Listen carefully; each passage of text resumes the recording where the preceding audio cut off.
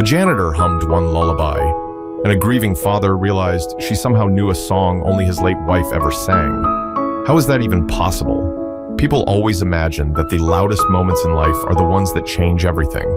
A slammed door, a shouted argument, a final goodbye you can't take back.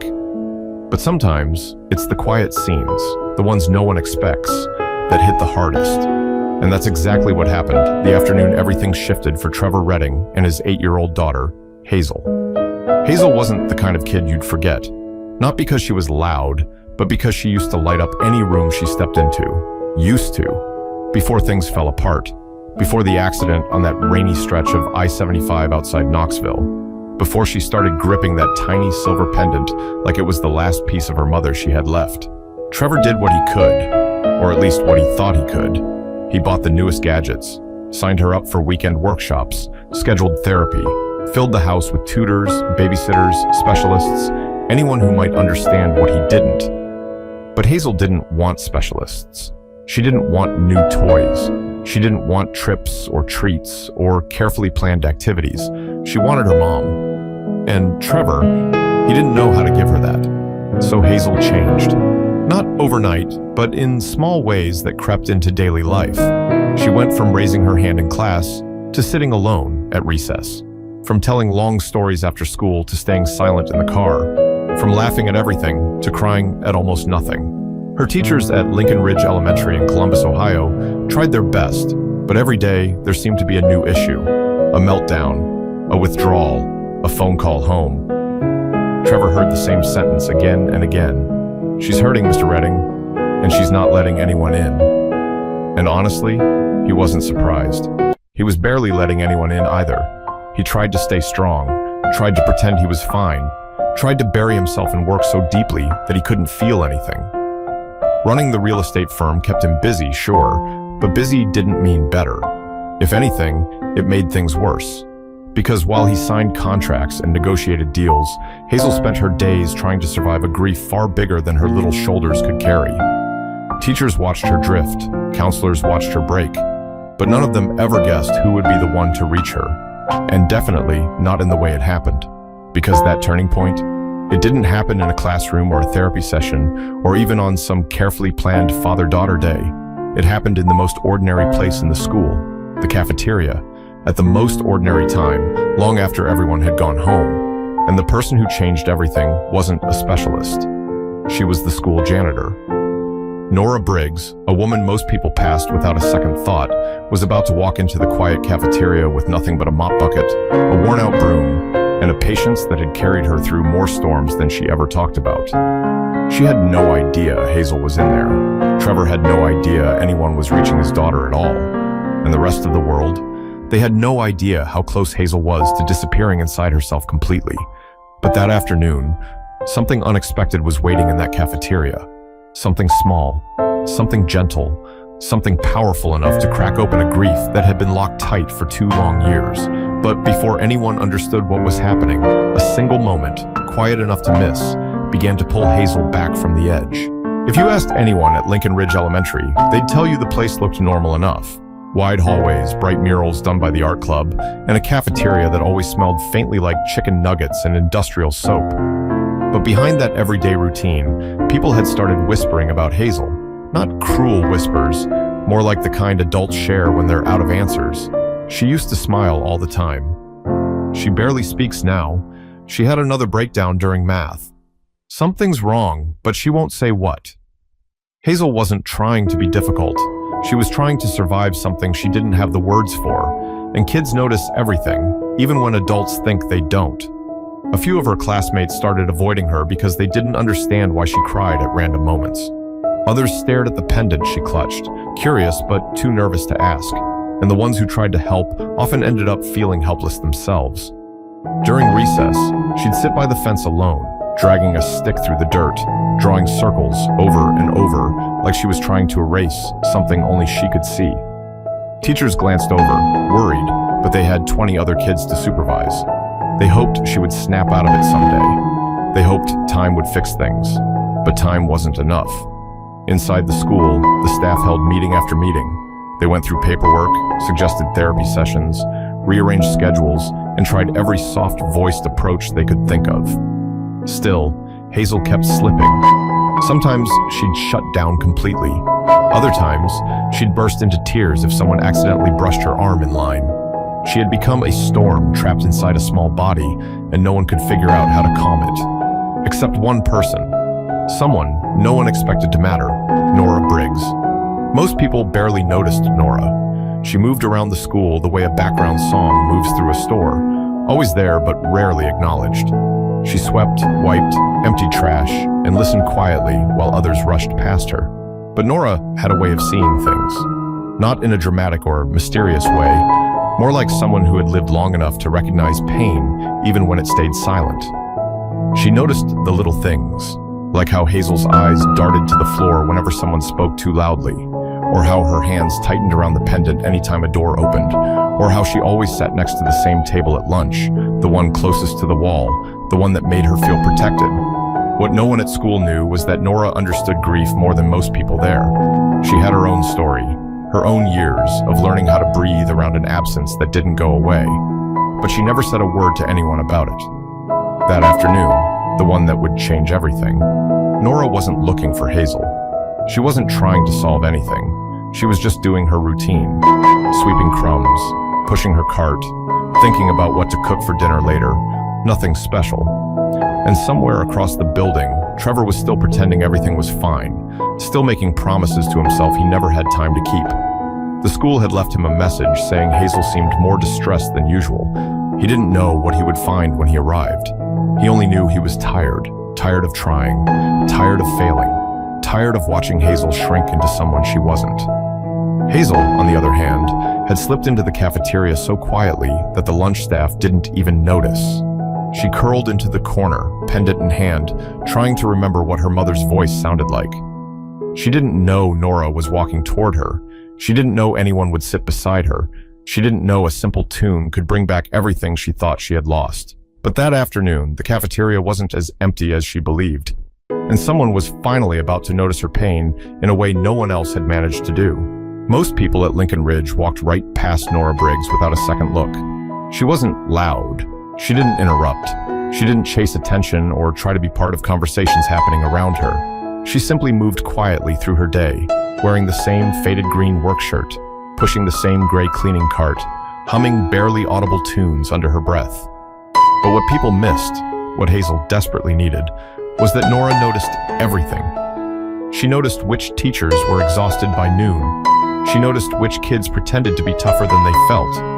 And she definitely noticed Hazel long before that afternoon in the cafeteria. It started months back, when Hazel would slip out of class during lunch and wander the hall, pretending she needed to use the bathroom. Nora didn't confront her, but she watched from a distance as Hazel hovered near the water fountain, like she was waiting for someone who never came. One day, Nora approached her gently and said, "You all right, sweetheart?" Hazel didn't respond. She just clutched her necklace and looked at the floor. Nora didn't push. She simply said, "If you ever want company, I'll be around." That was their first conversation. No big moment, no breakthrough, just a simple offer Hazel never forgot. From then on, Hazel kept finding reasons to be near Nora's route. She'd sit on the floor outside the art room, or linger in the hallway near the cafeteria. She didn't speak much, but she stayed close enough to hear Nora humming old melodies, songs that had been passed down through Nora's family for decades. Nora didn't think much of it. She assumed the humming merely made the space feel less empty, but Hazel listened to every note like it was something precious, something she needed. And every time Nora hummed, Hazel's shoulders dropped, if only for a few seconds. That afternoon, Hazel slipped into the cafeteria long after lunch because she couldn't handle being around other kids. She curled into the corner with her pendant pressed to her chest. The cafeteria lights buzzed above her. Trays clattered faintly as they dried on the racks behind the counter. Hazel whispered, "I miss you, Mom." But no one heard. At least, she thought no one did. Not far away, Nora was mopping a hallway, taking her time like she always did. Her knees were tired. Her back ached. But she kept humming that same gentle tune she couldn't shake. Something her own mother used to sing during long evenings after work. A song that felt like home. She pushed open the cafeteria door without expecting anything unusual, then froze for just a heartbeat when she saw Hazel curled up alone in that corner. Nora didn't call her name, didn't gasp, didn't make it dramatic. She simply set her mop aside, pushed her cart to the wall, and slowly walked over. "Mind if I sit with you?" she asked. Hazel shrugged. She didn't have the strength to say yes or no. That shrug was enough for Nora. She lowered herself onto the cold tile floor, joints cracking softly. For a moment, neither of them spoke. Then Hazel whispered, "Everyone left." Nora nodded gently. "Sometimes people don't see what you need." "But I'm here." Hazel blinked back tears she didn't want to show. "Can I stay a little?" "You can stay as long as you want," Nora replied. Silence settled between them, the comfortable kind, not the heavy one Hazel carried around all day. Then, without even realizing why, Nora started humming again, soft, slow, the same melody Hazel had listened to in hallways for weeks. Hazel's head lifted like she recognized something she couldn't explain. "That song," Hazel murmured. Nora tilted her head. "What about it?" Hazel didn't answer. Instead, she leaned the tiniest bit toward Nora, as if gravity had taken over. Nora kept humming. Hazel kept breathing. Something inside that child began to ease, even if just a little. But neither of them knew that someone else was already on their way to the cafeteria. And what he was about to see would change everything. Hazel didn't move for a long time. She just sat there against the wall, her fingers curled around the tiny silver pendant hanging from her neck. Nora stayed beside her without saying much, letting her breathe, letting her settle. The cafeteria felt different with only the two of them there. Quieter, yes, but also safe in a way Hazel hadn't felt in a long time. Nora finally spoke, her voice low and gentle. "Rough day?" Hazel nodded without looking up. "I got mad in class again." "What happened?" Nora asked. Hazel pulled her knees closer. "Everyone was talking, too loud. I couldn't think." Nora nodded slowly, giving her space to continue. "And then my pencil broke," Hazel added, her voice cracking. "I tried to ask for another one, but the words, they got stuck." Nora lowered her eyes, understanding more than she let on. Sometimes the smallest things feel huge when your heart's already hurting. Hazel didn't reply, but something in her face shifted, like Nora had said something no one else had ever explained to her. After a moment, Nora leaned back slightly and asked, "Do you want to tell me what that necklace means to you?" Hazel touched the pendant with care, her voice barely above a breath. "It was my mom's. She wore it every day." Nora waited because she could tell that wasn't everything. Hazel continued, "She used to sing to me at night, but I can't remember all of it anymore. Just pieces." She swallowed hard. "I've been trying to remember." Nora's chest tightened. She knew what it meant to hold onto a memory with both hands, afraid it would slip through your fingers, so she didn't say anything yet. She just sat closer, the way you do when words won't fix something, but your presence might. Hazel sniffed and wiped her face with the back of her hand. "Why do you hum all the time?" The question made Nora smile softly. "I guess the music stayed with me. It helps me keep going." Hazel listened for a second, then whispered, "Can you do it again?" Nora didn't hesitate. She drew in a slow breath and let the song spill out.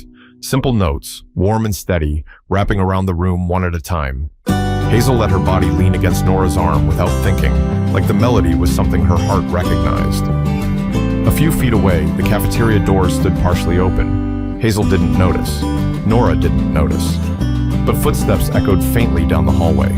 Across the school parking lot, Trevor Redding walked briskly toward the entrance. His phone was still warm in his hand from the message he'd gotten from the school counselor. Hazel had broken down during reading time. She wouldn't talk. She wouldn't move. She just cried until she couldn't breathe. Trevor had left a meeting halfway through, ignoring the irritated looks from his business partners. He didn't care. All he knew was his daughter needed him again, and he had no idea what he was walking into. Inside the building, he moved quickly, checking classrooms, peering into offices, searching for any sign of her. A teacher pointed him toward the cafeteria. When he pushed the door open, he expected to find Hazel in another meltdown, curled up under a table or hiding behind a chair. He did not expect to see Nora Briggs sitting on the floor beside her. He did not expect the humming. He did not expect Hazel leaning against someone other than him. Trevor stood there for several seconds, unable to process the scene. He didn't step forward, didn't speak. His heart thumped heavily in his chest because something about that song, something about the way Hazel's tiny body softened as Nora hummed, it didn't make sense.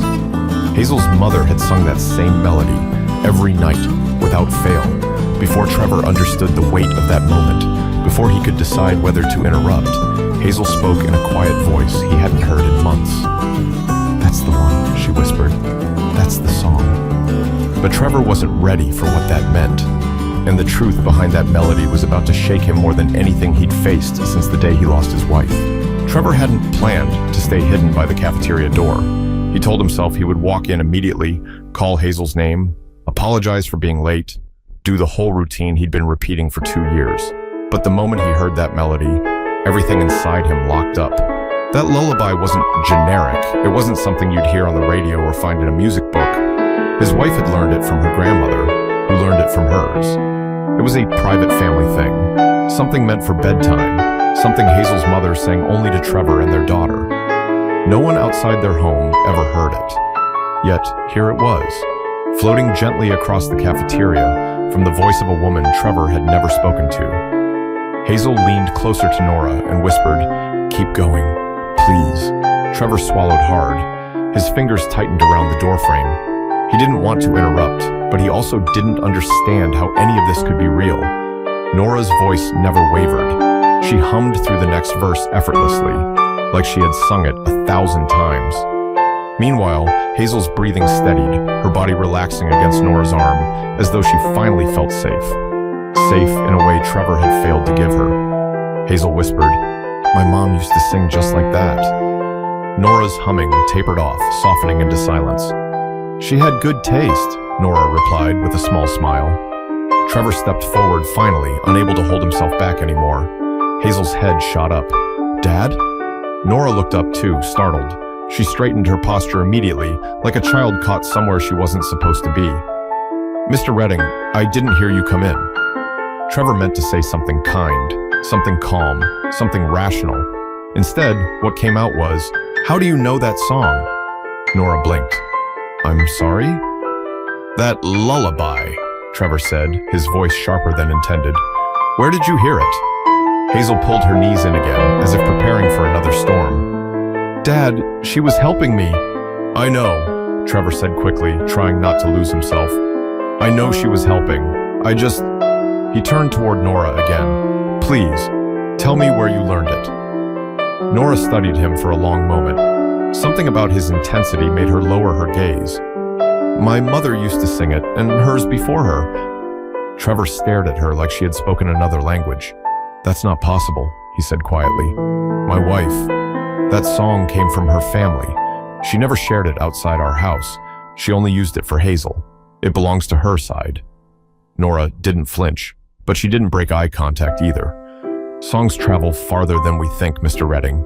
Hazel looked back and forth between them, confused. "Dad, why does it matter?" Trevor opened his mouth, then closed it again. He didn't want to scare her. He didn't want to make her feel wrong for finding comfort. But everything inside him twisted at the idea that a stranger somehow carried a piece of his wife's voice. He eased himself onto one of the cafeteria benches. "Hazel, your mom used to sing that song only when things were hard. The night before she passed, she sang it to you twice. You don't remember, but you fell asleep on her lap." Hazel's eyes glistened. "I remember her holding me, not the song anymore." Trevor nodded painfully. "I didn't think anyone else on Earth even knew it existed." Nora wiped her hands on her work pants. "Sometimes grief takes from us, and sometimes it returns the smallest piece when we need it most." She glanced at Hazel. Maybe today was one of those days.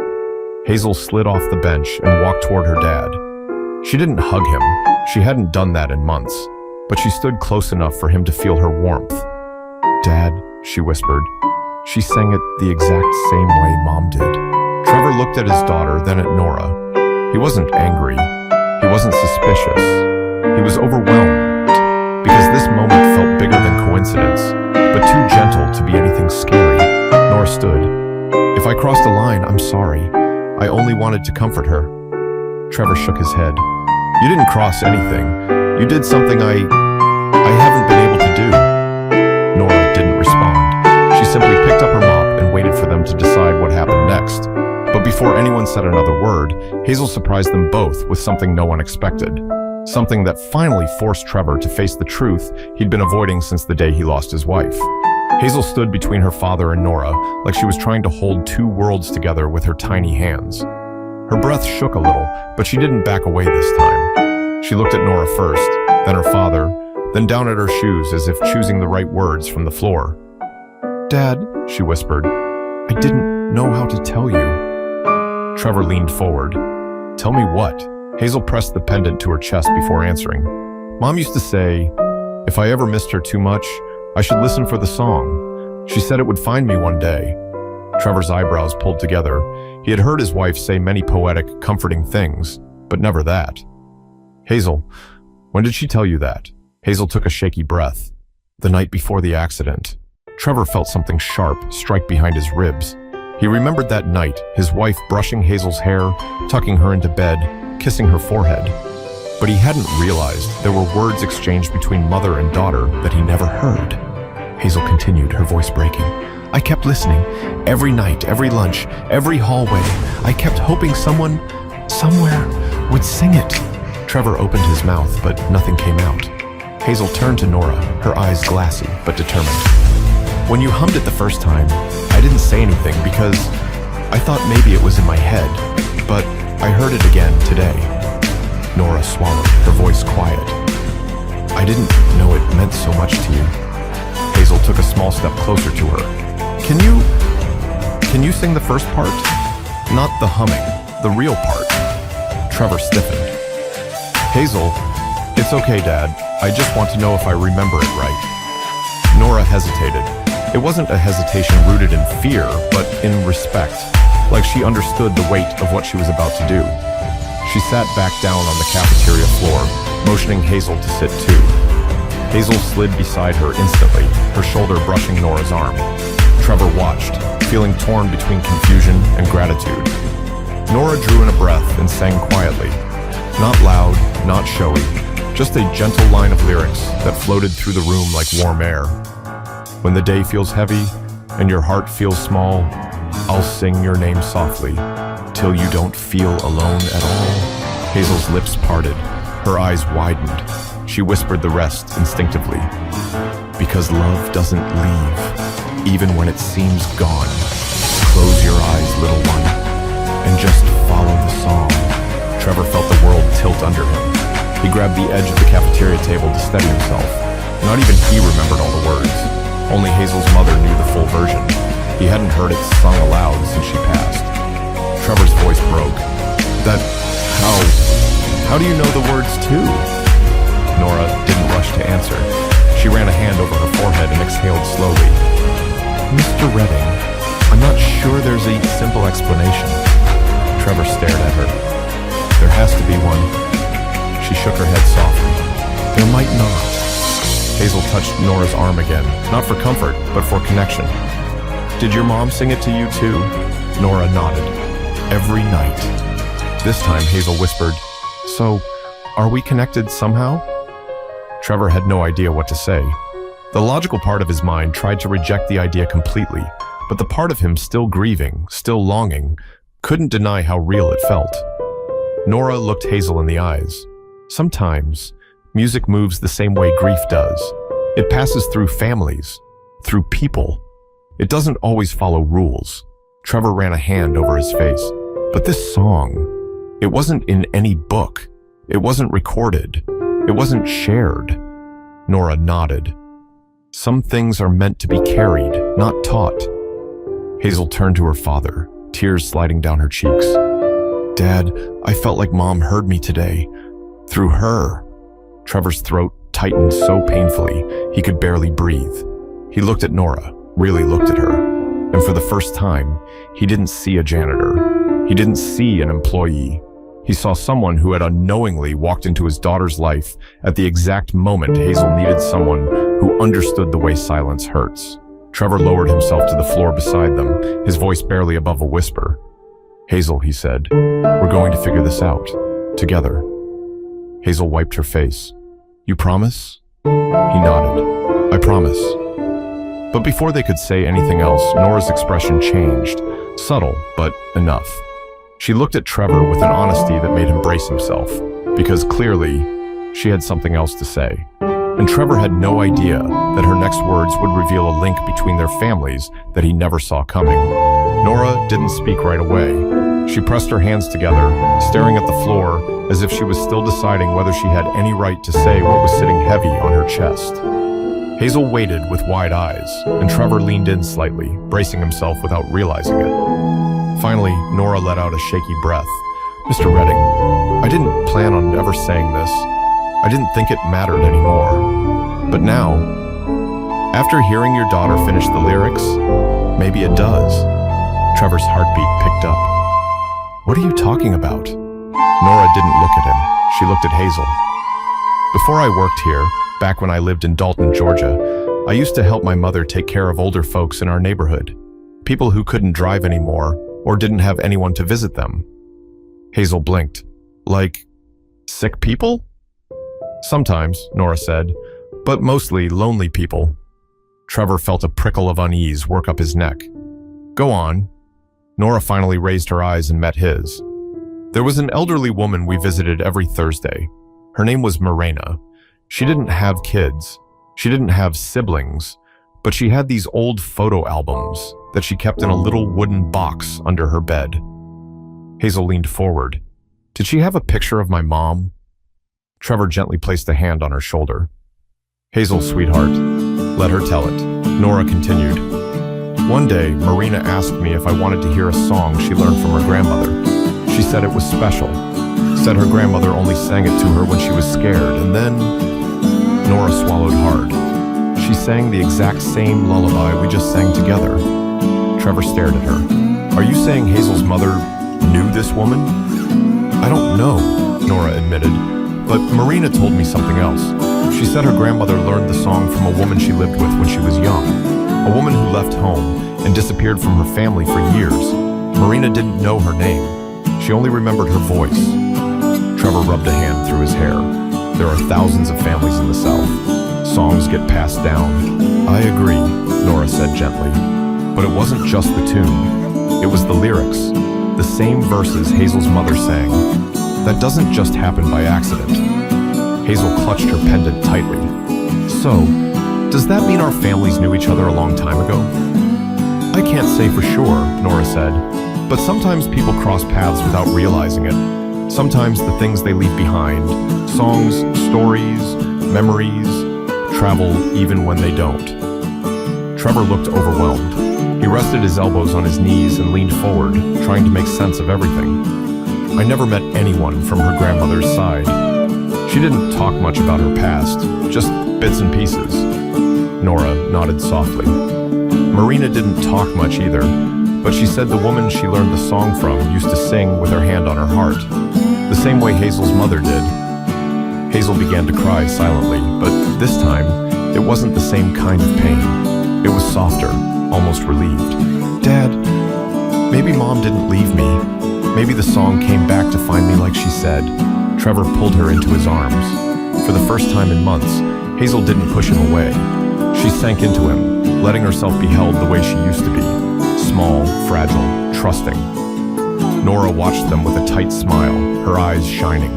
She stood slowly, giving them space. Trevor looked up at her. "I don't know how to thank you." "You don't have to," Nora replied. "Hazel needed someone to sit with her, that's all." "No," Trevor said firmly. "You gave her something I thought she lost forever." Nora didn't argue. She simply nodded and took a step back. Sometimes the right moment shows up when the world feels the most unfair. Hazel pulled away from Trevor and walked up to Nora, wrapping her arms around her waist in a small, gentle hug. "Don't stop singing," Hazel whispered. Nora placed a hand on her back. "I won't, not if it helps you remember."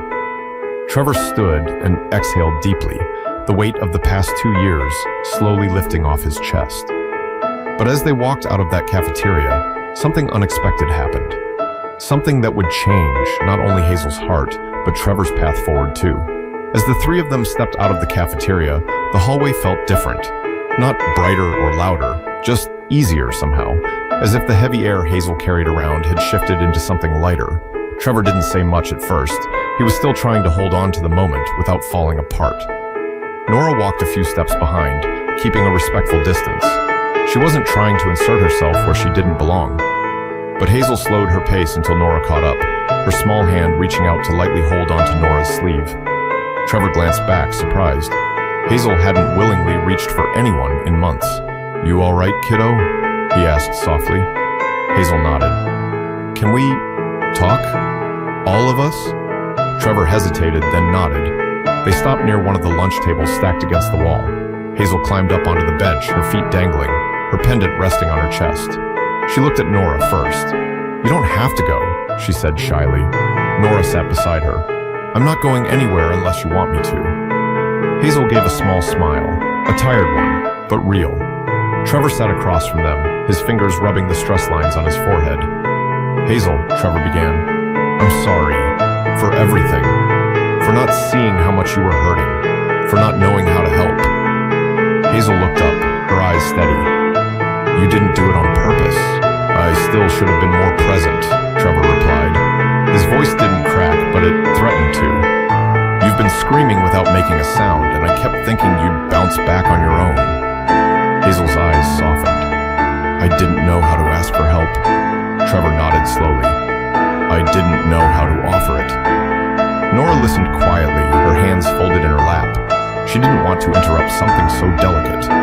But Hazel surprised her again. "Can you stay in my life?" she asked. "Not just at school.